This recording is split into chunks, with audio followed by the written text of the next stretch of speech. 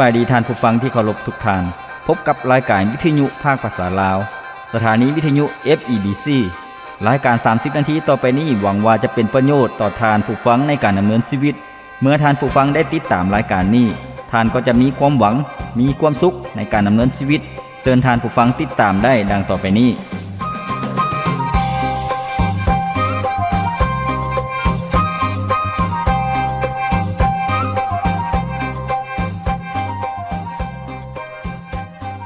พระคำของพระเจ้าได้กล่าวไว้ว่าพระเจ้าองค์นี้เป็นที่พึ่งอันเข้มแข็ง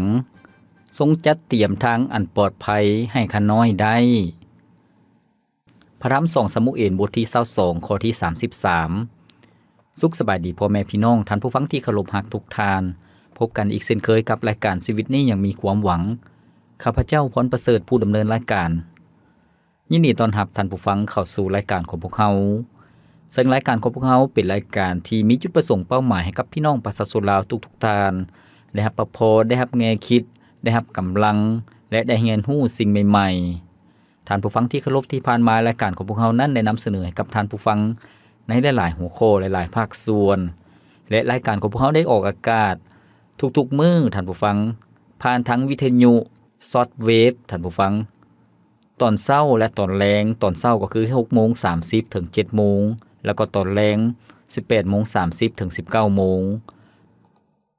ในช่วงตอนเช้าอยู่ในคลื่นช็อตเวฟ9795ท่านผู้ฟังแล้วก็ส่วนตอนแลงก็คืออยู่ในคลื่นช็อตเวฟ12095นั่นก็คือคลื่นของรายการของพวกเราผ่านทางวิทยุท่านผู้ฟังบ่เพียงแต่เท่านั้นรายการของพวกเรายังได้นำเสนอผ่านทางอินเทอร์เน็ตก็คือผ่านทาง YouTube แล้วก็ผ่านทาง Facebook ท่านผู้ฟังเพียงแต่ท่านผู้ฟังพิมพ์ภาษาอังกฤษเข้าไปคำว่า FEBC ลาวท่านผู้ฟังก็จะเห็นรายการของพวกเราเป็นหัวข้อเป็นภาคส่วนท่านผู้ฟังสามารถฟังสดแล้วก็ฟังย้อนหลังได้เชื่อว่าจะให้แง่คิดที่ดีสำหรับท่านผู้ฟังที่เคารพคนเฮาล้วนแต่อยากฟังคำเว้าที่สุภาพอ่อนหวานคำเว้าที่ให้กำลังใจท่านผู้ฟังซึ่งเป็นการหนุนใจให้พวกเฮานั้นลุกขึ้นมาเป็นการหนุนใจให้พวกเฮานั้นมีจิตใจที่เข้มแข็งแล้วก็บ่ได้เบิ่งแต่ปัญหาหรือว่าความขาดตกบกพร่องที่พวกเฮาประสบอยู่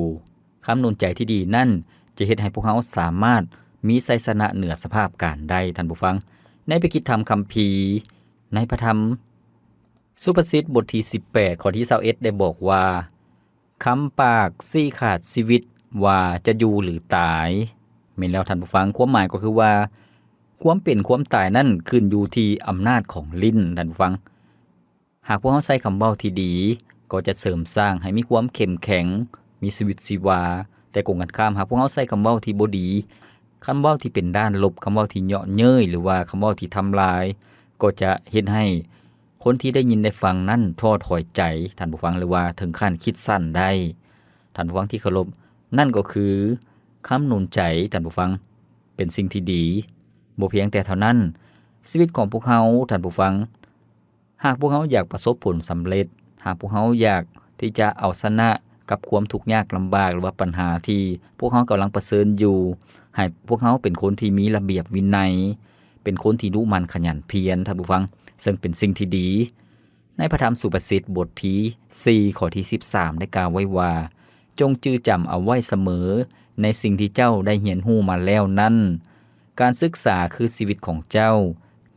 จงเฝ้ารักษาเอาสิ่งนี้ไว้ให้ดีแม่นแล้วท่านผู้ฟังหากพวกเฮาเป็นคนที่ระมัดระวังเอาจริงเอาจังเป็นคนที่มีวินัย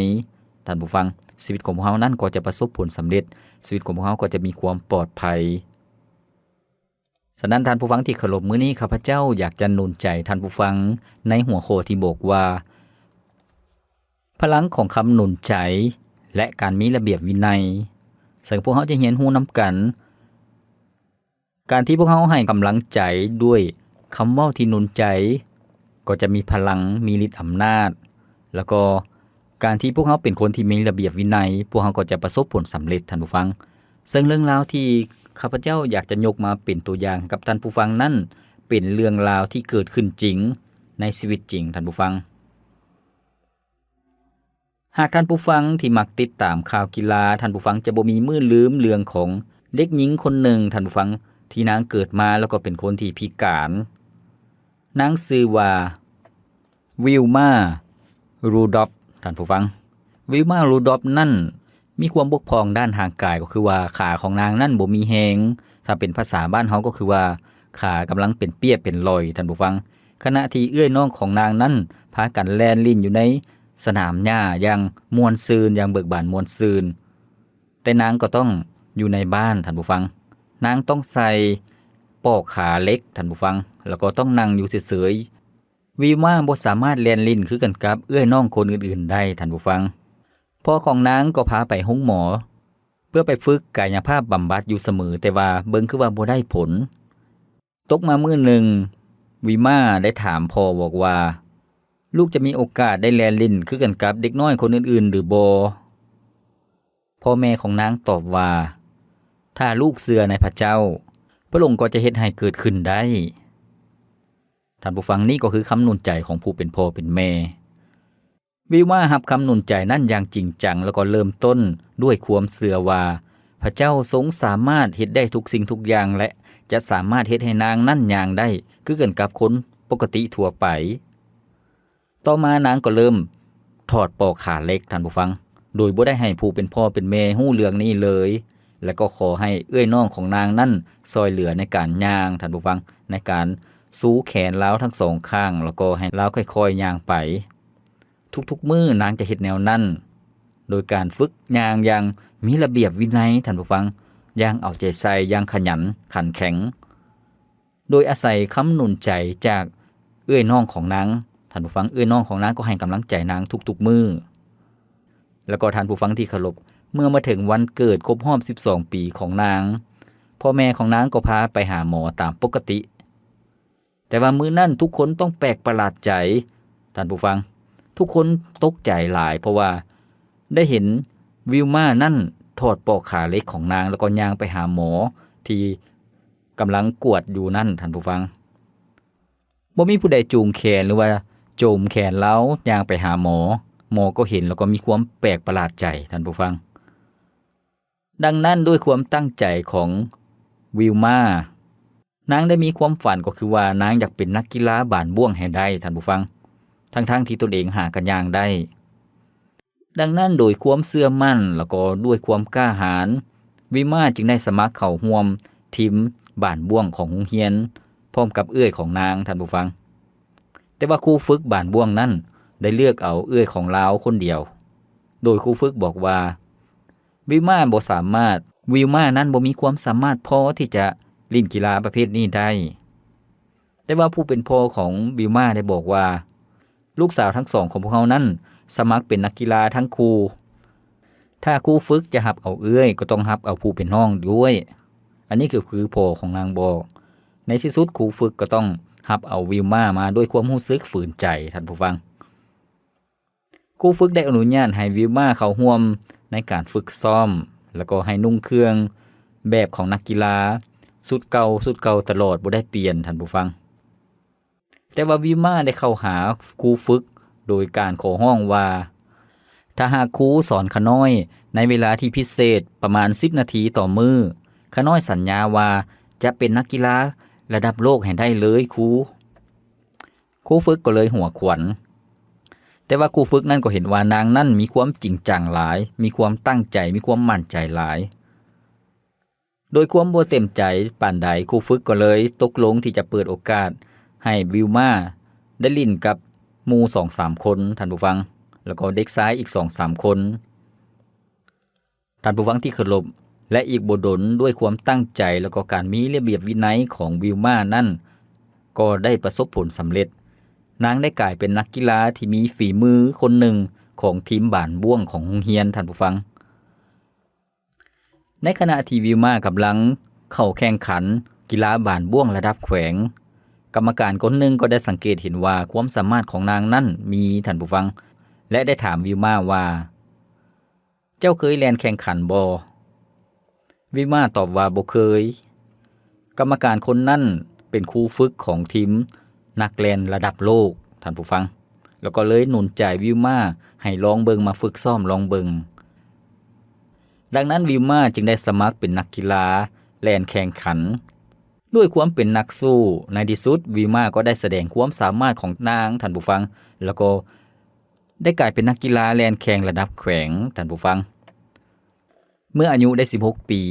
นางได้กลายเป็นนักกีฬาแล่นแข่งขันในความไวของประเทศอเมริกาท่านผู้ฟัง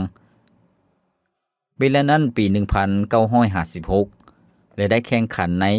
ระดับโอลิมปิกในประเทศออสเตรเลียท่านผู้ฟังแล้วก็นางก็ได้รับเหรียญทองแดงในกีฬาแล่น 4x100 เมตรท่านผู้ฟังแล้วก็นางก็เป็นผู้สุดท้ายในการแข่งขันซึ่งเป็นตำแหน่งที่สำคัญหลายท่านผู้ฟังที่เคารพความตั้งใจของวิลมานั้นมีหลายกว่านั้นอีกนางได้รับการฝึกซ้อมอย่างหนักในปี1960แล้วก็ได้ลงแข่งกีฬาโอลิมปิกที่กรุงโรมประเทศอิตาลีท่านผู้ฟังแล้วก็ในเทื่อนี้นางประสบผลสำเร็จได้กีฬาเหรียญคำ3เหรียญโดยได้รับชัยชนะในการแล่นแข่ง100 เมตร 200 เมตรแล้วก็ในการแล่นแข่งประเภททีมก็คือว่า 4x100 เมตรและนางก็อยู่ในตำแหน่งที่ถือไม้คนที่4คนสุดท้ายแล้วก็ได้ที่1ท่านผู้ฟังชัยชนะทั้งหมดนี้ของวิลมานางได้ทำลายสถิติโลกในการแข่งขันทุกรายการขอบพระคุณพระเจ้าท่านผู้ฟังดังนั้นพวกเขาจะเห็นว่าจากคนที่เป็นคนพิการเป็นคนที่มีความบกพร่องในการย่างท่านผู้ฟังมีขาที่บ่สมบูรณ์แต่ว่าด้วยการรับกำลังใจแล้วก็ด้วยการมีชีวิตที่มีระเบียบวินัยมีความมุ่งมั่นขยันเพียรเอาจริงเอาจังจึงเฮ็ดให้ชีวิตของวิลมานี่ประสบผลสำเร็จท่านผู้ฟังที่เคารพมื้อนี้พวกเรากำลังรับฟังนำกันในหัวข้อที่บอกว่าพลังของคำหนุนใจและของการมีระเบียบวินัยท่านผู้ฟังให้พวกเราพักฟังเพลงจากรายการของเราก่อนจัก1เสียงเพลงแล้วพวกเราจึงมารับพระพรนำกันเรียนรู้รายละเอียดนำกันในหัวข้อนี้ว่าพวกเราจะถอดถอนบทเรียนในแนวใด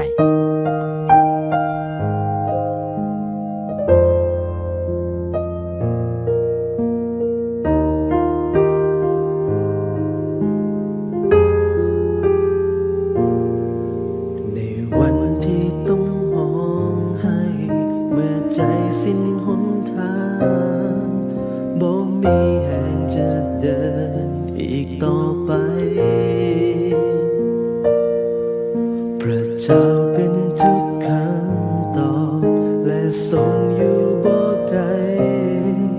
ขอเพียงยอมเปิดใจให้พระองค์เมื่อชีวิตมีปัญหา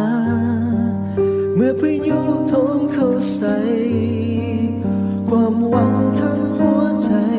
ขอฝากไว้ที่พระองค์พระองค์บ่เคยปาทิ้งให้ต้องเดินอยู่ลำพังชีวิตคือความหวังในพระองค์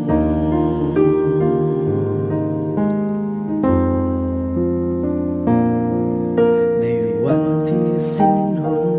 ทางเพียงวางภาระลงพระองค์จะดูแลบ่ห่างไกลกาบจูนได้ทุกอย่างพระองค์ทรงเข้าใจมอบทุกสิ่งไว้ที่พระองค์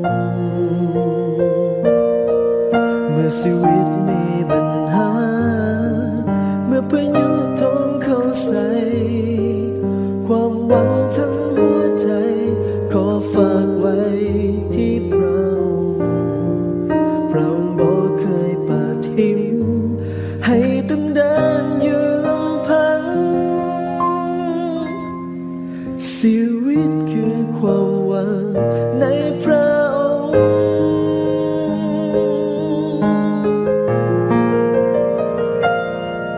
เมื่อชีวิตมีปัญหาเมื่อพายุโถมเข้าใส่ความหวังทั้งหัวใจขอฝากไว้ที่พระองค์พระองค์บ่เคยปาทิ้งให้ต้องเดินอยู่ ชีวิตคือความหวังในพระองค์ชีวิตคือความหวังในพระองค์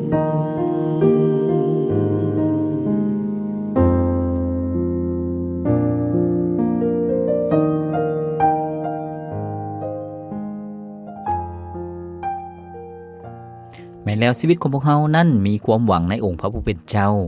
เมื่อพวกเราพบกับปัญหาชีวิตของพวกเรานั้นมีปัญหาหลายอย่างสภาพแวดล้อมที่บ่ดีสภาพการที่บ่ดีคือกันกับพวกเราอยู่ในลมพายุลมแดงแต่อย่าให้พวกเราท้อถอยใจให้พวกเราเพิ่งพาในพระเจ้าชีวิตของพวกเรานั้นจึงมีความหวังในพระเจ้าพระองค์บ่เคยปะถิ่มพวกเราดังบทเพลงที่พวกเราได้ฟังไปแล้วนั่นท่านผู้ฟังที่เคารพมื้อนี้พวกเรากำลังรับฟังกำลังรับพระพรนํกันในหัวข้อที่บอกว่าพลังของคำหนุนใจและการมีระเบียบวินัยท่านผู้ฟังคำเว้าที่หนุนใจนั่นคำเว้าที่ให้กำลังใจนั่นมีพลังท่านผู้ฟังซึ่งพวกเราได้รับฟังนํกันในช่วงทำอิฐก็คือว่าตัวอย่างชีวิตของแม่หญิงคนหนึ่งชื่อว่าวิลมาซึ่งนางเป็นคนที่ขาบ่สมบูรณ์ท่านผู้ฟังย่างก็บ่ได้ต้องใส่ปลอกขาเหล็กตลอดแต่ว่าเมื่อนางได้รับคำหนุนใจแล้วก็มีความเชื่อมั่นในพระเจ้านางมีระเบียบวินัยในการฝึกฝนทุกๆมื้อในที่สุดก็กลายเป็นนักกีฬาจากการเป็นนักกีฬาระดับโรงเรียนก็เป็นนักกีฬาระดับแขวงจากการเป็นกีฬาระดับแขวงก็เป็นกีฬาระดับประเทศท่านผู้ฟังแล้วก็ในที่สุดก็เป็นนักกีฬาระดับโลกซึ่งเป็นการสร้างชื่อเสียงให้กับประเทศของตนเองท่านผู้ฟังขอบพระคุณพระเจ้าดังนั้นท่านผู้ฟังที่เคารพคำเว้าที่ให้กำลังใจนั่นเป็นสิ่งที่สำคัญพระคัมภีร์จึงได้บอกอยู่ในพระธรรมสุภาษิตบทที่18ข้อที่21ได้บอกว่าคำปากซี่ขาดชีวิตว่าจะอยู่หรือตายความหมายก็คือว่าความเป็นความตายนั่นขึ้นอยู่กับอำนาจของการใช้คำเว้าท่านผู้ฟังให้พวกเราใช้คำเว้าที่หนุนใจซึ่งกันและกันให้กำลังใจคนอื่นๆแล้วก็ให้กำลังใจตนเองอีกด้วยพวกเขาจะเห็นว่าคำเว้าคำหนุนใจของผู้เป็นพ่อเป็นแม่ของวิลมาแล้วก็ของเอื้อยน้องของนางนั้นได้หนุนใจให้นางนั้นได้ประสบผลสำเร็จในชีวิตดังนั้นพระคำของพระเจ้าจึงบอกว่าให้พวกเขาอย่าลืมที่จะหนุนน้ำใจซึ่งกันและกันทุกๆมื้อท่านผู้ฟังแล้วก็หนุนน้ำใจกันและกันนั่นให้หลายขึ้นในพระธรรมเฮบเรบทที่10ข้อที่25ท่านผู้ฟังในบทนี้ได้บอกว่าอย่าปะการนมัสการเหมือนอย่างบางคนเคยปะนั้นแต่จงหนุนใจกันและกันให้หลายกว่าเก่าอีกเพราะพวกเจ้าก็ฮู้แล้วว่าวันนั้นก็ใกล้เข้ามาแล้วแม่นแล้วท่านผู้ฟังให้พวกเราหนุนใจซึ่งกันและกันให้มีกำลังหลายขึ้นเรื่อยๆเมื่อพวกเขาเห็นว่าคำเว้าของพวกเขานั้นสามารถให้กำลังใจคนอื่นให้มีความเข้มแข็งขึ้นมาได้ให้มีกำลังแทนที่จะมีความท้อถอยใจแทนที่จะมีความผิดหวังหรือว่ารู้สึกโศกเศร้าฉะนั้นท่านผู้ฟังที่เคารพให้พวกเขาใช้คำเว้าที่ให้กำลังใจกับคนอ้อมข้างของพวกเขากับคนที่พวกเขาฮู้จักหมู่เพื่อนของพวกเขากับคนในครอบครัวของพวกเขาให้พวกเขาหนุนใจเขาเจ้าบ่ต้องตอกย้ำซ้ำเติมบ่ต้องโยนความผิดให้กับเขาเจ้าหรือว่าบ่ต้องหมดหวังแล้วก็ท้อถอยใจท่านผู้ฟังหากพวกเขามีคำเว้าที่ให้กำลังใจคนอื่นๆก็อยากฟังแล้วก็รับกำลังเช่นเดียวกันดังนั้นท่านผู้ฟังที่เคารพคำเว้าของพวกเขาบ่ได้ซื้อบ่ได้ขายให้พวกเขาใส่คำเว้าที่ดีใส่คำเว้าที่ให้กำลังใจใส่คำเว้าที่ด้านบวกท่านผู้ฟังหนุนใจคนที่ท้อถอยใจหนุนใจคนที่อุกอังหนุนใจคนที่กังวลให้เขาเจ้าลุกขึ้นมามีความเข้มแข็งขึ้นดังที่บอกให้พวกเขาจะลืมหนุนใจตนเองว่าตนเองนั่นสามารถมีกำลังได้ว่าตนเองนั่นเฮ็ดได้ว่าตนเองนั่นจะผ่านพาความทุกข์ยากลำบากไปได้ท่านผู้ฟังให้พวกเขาให้กำลังใจ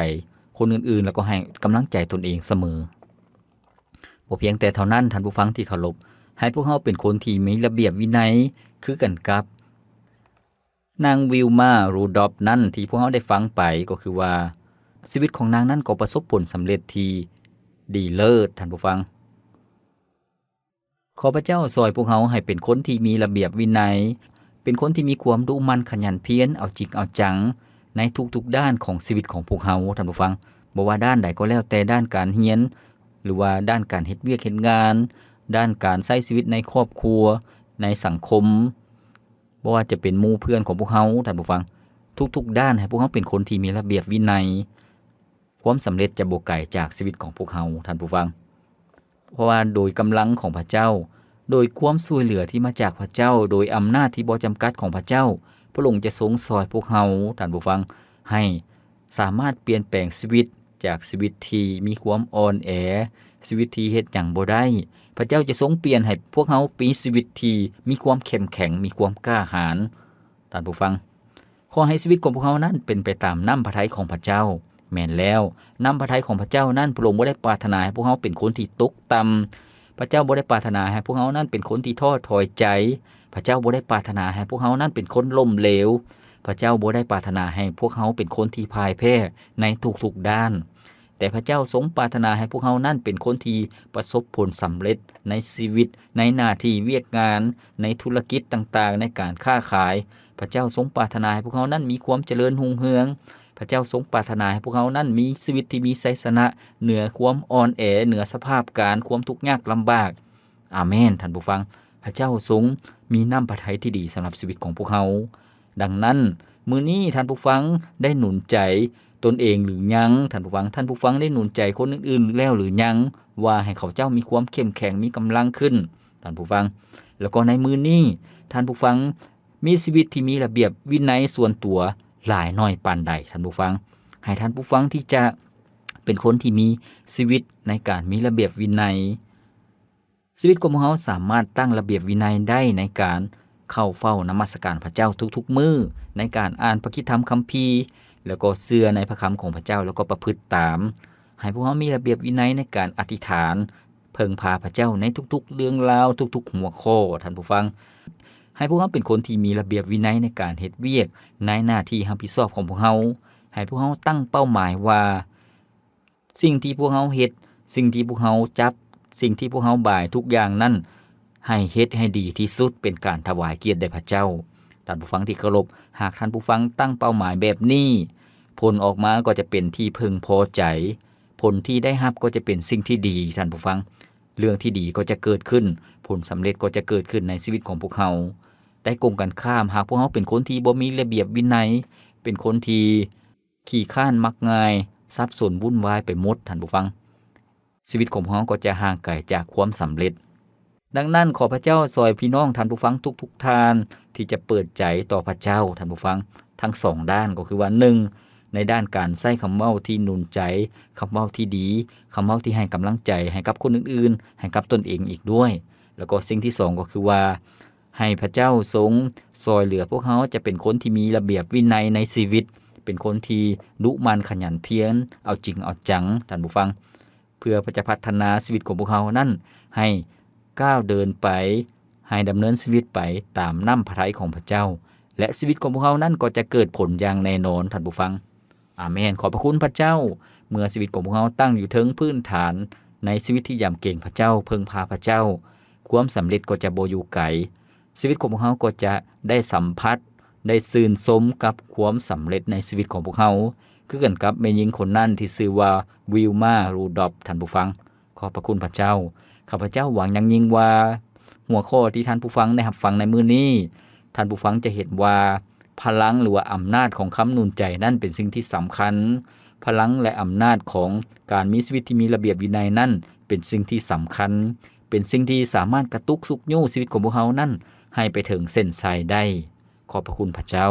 ให้ท่านผู้ฟังแบ่งปันหัวข้อนี้แล้วก็ปรึกษาหารือหรือว่าโอ้ล้มกับคนอื่นๆกับลูกกับเต้าของพวกเขากับหมู่เพื่อนของพวกเขาว่าให้เป็นคนที่ใช้คำเว้าที่หนุนใจบ่แม่นคำเว้าที่ป้อยดาบ่แม่นคำเว้าที่ดูหมิ่นดูถูกคนอื่นท่านผู้ฟังบ่แม่นแนวนั้นแต่ให้พวกเขาที่จะให้คำเว้าที่หนุนใจให้กำลังใจสำหรับทุกๆคนแล้วก็ให้พวกเขาฝึกเป็นคนที่มีระเบียบวินัยเป็นคนที่รู้มันขยันเพียรเป็นคนที่มีความรับผิดชอบอย่างเต็มที่ข้าพเจ้าเชื่อว่าท่านผู้ฟังก็จะได้เห็นความยิ่งใหญ่ของพระเจ้าในการช่วยเหลือท่านผู้ฟังขอบพระคุณพระเจ้ารายการของพวกเราดำเนินมาฮอดนี้ก็สิ้นสุดเพียงเท่านี้ข้าพเจ้าพรประเสริฐผู้ดำเนินรายการขอกล่าวคำว่าขอพระเจ้าอวยพรท่านผู้ฟังทุกท่านพบกันใหม่ในมื้อต่อไปสบายดี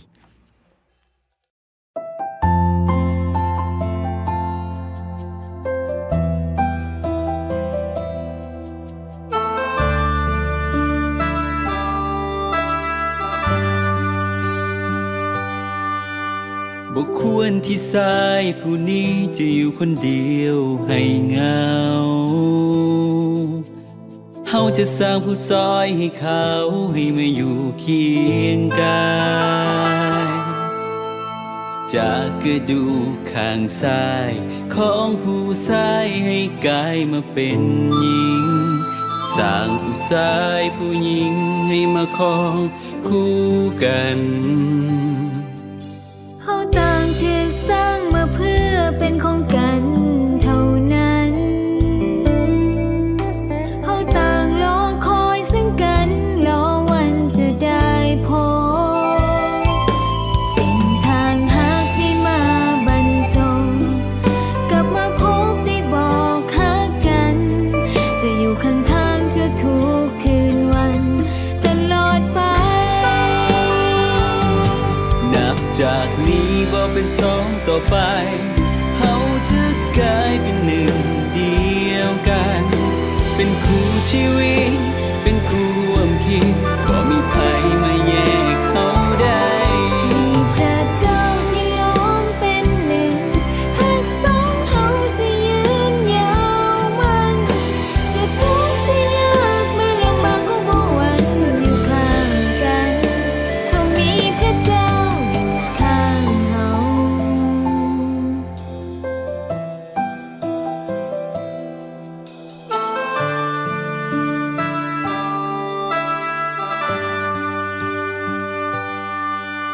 เฮาต่างถูกสร้างมาเพื่อเป็นของกันเท่านั้นเฮาต่างรอคอยซึ่งกันรอวันจะได้พบเส้นทางหักได้มาบรรจงกลับมาพบได้บอกหักกัน จะอยู่ข้างๆเจ้าทุกคืนวันตลอดไป นับจากนี้บ่เป็นสองต่อไปเฮาจะกลายเป็นหนึ่งเดียวกัน เป็นคู่ชีวิตเป็นคู่ร่วมคิดบ่มีภัยมาแยกเฮาได้ มีพระเจ้าที่ล้อมเป็นหนึ่งหักสองเฮาจะยืนยาวมันจะทุกข์จะยากไม่ลำบากก็บ่หวั่นอยู่ข้างกันเพราะมีพระเจ้าอยู่ข้างเฮา